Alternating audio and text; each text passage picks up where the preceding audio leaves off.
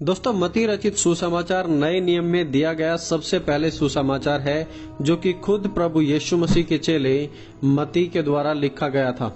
वो मत्ती जो एक टैक्स कलेक्टर था, प्रभु यीशु मसीह के साथ रहा, प्रभु यीशु के साथ चला फिरा और प्रभु यीशु के तमाम कार्यों को उसने अपनी आंखों से देखा। बाइबल में दिए गए चारों सुसमाचार अलग अलग ऑडियंस के लिए लिखे गए थे और वैसे ही मत्ती रचित सुसमाचार भी एक पर्टिकुलर ऑडियंस के लिए लिखा गया था, जूस ऑडियंस के लिए, यहूदी कम्युनिटी के लिए जो उस समय पर वहां पर मौजूद थी। हाउएवर, जब हम मत्ती रचित सुसमाचार को ध्यान से पढ़ते हैं तो वहां पर हमें कुछ प्रॉब्लम्स दिखाई पड़ती हैं जो आज के समय में मसीह लोग इतना ज्यादा ध्यान नहीं देते और ना ही उन प्रॉब्लम्स के बारे में जानते हैं और ना ही समझते हैं कि आखिरकार इनका सॉल्यूशन क्या है। तो चलिए दोस्तों, आज की इस वीडियो में हम इसी टॉपिक पर चर्चा करेंगे और कुछ नया और इंटरेस्टिंग आज मैं आपके लिए लेकर आया हूं। हम उन बातों को सीखेंगे। चलिए, सबसे पहले हम इस पूरी कहानी को इसके कॉन्टेक्स्ट में समझ लेते हैं। देखिए, जब बालक यीशु का जन्म हुआ था तो हेरोदेस राजा ने ज्योतिषियों से पता करके कि उस बालक का जन्म कहां पर होगा, बालक यीशु को मरवाने का प्रयास किया। तब उससे बचने के लिए एक परमेश्वर का दूत यूसुफ के सपने में प्रकट हुआ और उससे कहने लगा, उठ, उस बालक को और उसकी माता को लेकर मिस्र देश को भाग जा और जब तक मैं तुझसे ना कहूं तब तक वहीं रहना, क्योंकि हेरोदेस इस बालक को ढूंढने पर है कि उसे मरवा डाले।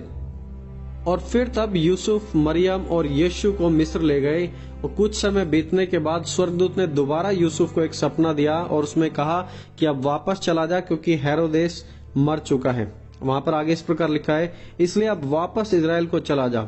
लेकिन यह सुनकर कि अरखलास, हेरोद का बेटा, अब यहूदिया पर राज्य कर रहा था तो यूसुफ डर गया और फिर सौपन में परमेश्वर से चेतावनी पाकर गलील के नासरत में चला गया। देखिए, मेन प्रॉब्लम यहाँ पर इस प्रकार स्टार्ट होती है। मत्ती रचित सुसमाचार उसके 2 अध्याय उसकी 23 आयत में हम पढ़ते हैं, वहां पर लिखा है, और वह नासरत नामक नगर में जा बसा ताकि वह वचन पूरा हो जो भविष्यवक्ताओं के द्वारा कहा गया था कि वह नासरी कहलाएगा।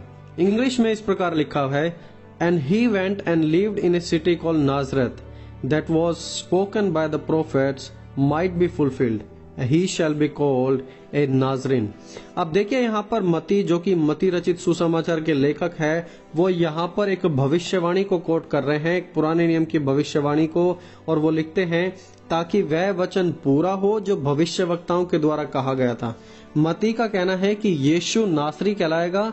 यह एक पुराने नियम की भविष्यवाणी है जो अनेकों भविष्यवक्ताओं के द्वारा की गई थी, किसी एक भविष्यवक्ता के द्वारा नहीं, बल्कि मत्ती लिखते हैं कि जो भविष्यवक्ताओं के द्वारा कहा गया था वह पूरा हो। अब प्रॉब्लम स्टार्ट इसी कोटेशन को लेकर होती है, क्योंकि पुराने नियम में कहीं भी ऐसी कोई भविष्यवाणी है ही नहीं जहां पर लिखा है कि वह नासरी कहलाएगा। ऐसी एक भी आयत पुराने नियम में नहीं मिलती। अब देखिए, मीका 5 अध्याय उसकी 2 आयत की भविष्यवाणी में इस प्रकार लिखा है, हे बैतलहम एप्राता, यदि तू ऐसा छोटा है कि यहूदा के हजारों में गिना नहीं जाता, तो भी तुझमें से मेरे लिए एक पुरुष निकलेगा जो इजराइलियों में प्रभुता करने वाला होगा, और उसका निकलना प्राचीन काल से वरन अनादि काल से होता है। देखिए, यहाँ पर मीका भविष्यवक्ता की भविष्यवाणी में क्लियरली इस बात को बताया गया है कि मसीहा बैतलहम से होगा। और नए नियम में सुसमाचार में हम देखते हैं कि मसीहा बैतलहम में ही जन्मे थे। अब देखिए, यूहन्ना 7 अध्याय उसकी 42 आयत में लिखा है कि क्या पवित्र शास्त्र में यह नहीं लिखा कि मसीह दाऊद के वंश से और बैतलहम गांव से आएगा जहां दाऊद रहता था। तो बैतलहम की अगर बात की जाए तो ओल्ड टेस्टामेंट में और न्यू टेस्टामेंट में दोनों जगह ये क्लियर है। लेकिन जो बात मत्ती ने लिखी कि वो नासरत में आ गया और इसलिए वो नासरी कहलाएगा, ये भविष्यवाणी कहीं भी पुराने नियम में नहीं है, लेकिन फिर भी मत्ती ने अपने सुसमाचार में इसे कोट किया। अब सवाल यह उठता है कि आखिरकार मत्ती ने ऐसा क्यों लिखा, जबकि मत्ती खुद एक यहूदी था और यहूदियों को पुराने नियम की एक अच्छी खासी नॉलेज होती थी। तो फिर आखिरकार मत्ती ने ऐसा क्यों लिख दिया? अगर लिख दिया तो क्या ये गलत है, और अगर लिखा है तो इसके पीछे क्या कारण है? चलिए दोस्तों, अब हम इस बात पर चर्चा करेंगे। सबसे पहले हम यूहन्ना 1 अध्याय से देखते हैं। यूहन्ना 1 अध्याय में हम पढ़ते हैं कि प्रभु यीशु मसीह गलील को जाते हैं और वहां पर फिलिप से मिलते हैं और फिलिप और नतनएल वहां पर यीशु को फॉलो करने लगते हैं। फिलिपुस ने नतनएल से मिला और उसने उससे कहा, जिसका वर्णन मूसा ने व्यवस्था में और भविष्यवक्ता ने किया है वह हमको मिल गया है, वह यूसुफ का पुत्र यीशु नासरी।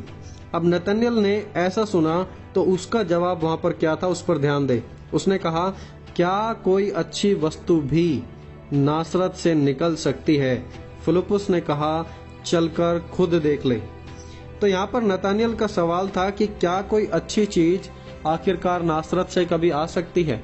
उस समय नासरत और नासरत के सब रहने वालों को दोस्तों हीन भावना से देखा जाता था और सोसाइटी में उनकी इतनी अच्छी वैल्यू नहीं थी। पर आखिरकार नासरत में ऐसा होता क्यों था? देखिए, नासरत एक गैरिसन था जहां पर अनेकों रोमी सैनिकों को रखा जाता था। हमेशा रोमी सैनिकों की तैनाती रहती थी वहां पर, और इसलिए यहूदी उस स्थान को बिल्कुल भी पसंद नहीं करते थे, उसे अपवित्र मानते थे। इनफैक्ट नासरत से इतनी नफरत की जाती थी कि यदि किसी को उस समय नासरी बुला दिया जाता था तो वो मानो कि उसकी इंसल्ट करने के बराबर था, सिमिलर टू लाइक गाली देने के बराबर। यदि किसी को नासरी बुला दिया उस समय में तो मान लीजिए उसे गाली दे दी, उसकी इंसल्ट कर दी। तो वापस आते हैं अपने सवाल पर कि आखिरकार मती ने क्यों लिखा कि यीशु नासरी कहलाएगा, जबकि पुराने नियम की भविष्यवाणी में ऐसा कहीं भी नहीं लिखा है। दोस्तों, इसका जवाब हम पढ़ते हैं भजन संहिता 22 में। वहां पर देखिए, और अनेकों कुछ भविष्यवाणियों को हम देखेंगे। वहां पर लिखा है, परंतु मैं तो कीड़ा हूँ, मनुष्य नहीं। मनुष्य में मेरी नाम धराई है और लोगों में मेरा अपमान होता है। वे सब जो मुझको देखते हैं मुझसे घृणा करते हैं और होठ बिचकाते हुए यह कहते हुए सर हिलाते हैं। भजन संहिता जो 22 है उसे मैसियानिक सैम भी कहा जाता है, क्योंकि इसमें बहुत सारे रेफरेंसेस हैं प्रभु यीशु मसीह के बारे में। और ये जो भजन संहिता 22 की भविष्यवाणी के अनुसार हमने देखा तो यह बात क्लियर करती है कि क्यों यीशु को नासरी बुलाया गया था। अब याद रखें कि मती ने लिखा था कि वो वचन जो भविष्यवक्ताओं के द्वारा कहा गया था पूरा हो। भविष्यवक्ताओं के द्वारा, मल्टीपल प्रोफेट्स के द्वारा, यानी कि अनेकों भविष्यवक्ताओं ने इसके बारे में लिखा कि वह नासरी होगा, लेकिन डायरेक्ट रेफरेंस नहीं है, इनडायरेक्ट मैंने आपको बताया भजन संहिता 22 से। तो चलिए हम और कुछ और भविष्यवाणियों को देखते हैं जो इस बात को क्लियर करेंगी। यशाया भविष्यवक्ता की भविष्यवाणी के अनुसार उन्होंने इस प्रकार लिखा, यशाया 49 में उसके 7 में, जो मनुष्य से तुच्छ जाना जाता, जिससे जातियों को घृणा है और जो अपराधियों का दास है, उससे इज़राइल का छुड़ाने वाला और उसका पवित्र, अर्थात यहोवा यूं कहता है, राजा उसे देखकर खड़े हो जाएंगे और हाकिम दंडवत करेंगे। यह यहोवा के निमित्त होगा जो सच्चा और इज़राइल का पवित्र है और जिसने तुमको चुन लिया है। यशाया नबी की भविष्यवाणी में भी इस प्रकार हम पढ़ते हैं, उन्होंने इस प्रकार लिखा कि वह तुच्छ जाना जाएगा, उससे घृणा की जाएगी। और पढ़ने में बिल्कुल यह वैसा ही लगता है जैसे कि नासरत के लोगों के साथ व्यवहार किया जाता था। चलिए एक और भविष्यवाणी देखते हैं हम, यशाया 53 अध्याय उसकी 3री आयत। वहां पर लिखा है, वह तुच्छ जाना जाता और मनुष्य का त्यागा हुआ था, वह दुखी पुरुष था, रोग से उसकी जान पहचान थी और लोग उससे मुंह फेर लेते। वह तुच्छ जाना गया और हमने उसका मूल्य नहीं जाना।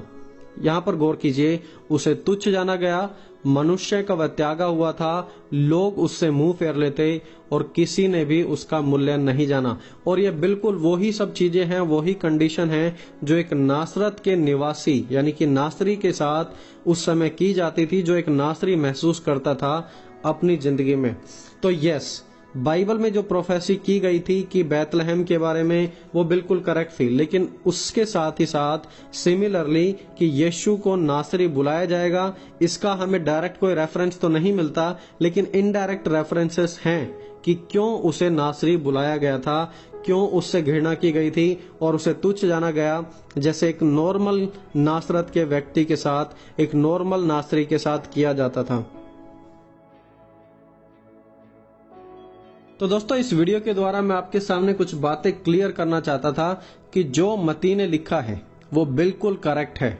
ऐसा नहीं है कि उसका कोई रेफरेंस नहीं मिला है तो वो चीज बिल्कुल गलत है। नहीं, वह तुच्छ जाना गया था, लोग उससे घृणा करते थे, उसकी कोई वैल्यू नहीं की, किसी ने भी उसका मूल्य नहीं जाना। बिल्कुल सेम कंडीशन नासरत के लोगों की थी और इसीलिए प्रभु यीशु मसीह को एक नासरी भी बुलाया गया था। दोस्तों दूसरी बात, यह सब समझने के बाद हम इस कंक्लूजन पर भी पहुंचते हैं कि बाइबल परमेश्वर का वचन है और 100% करेक्ट है।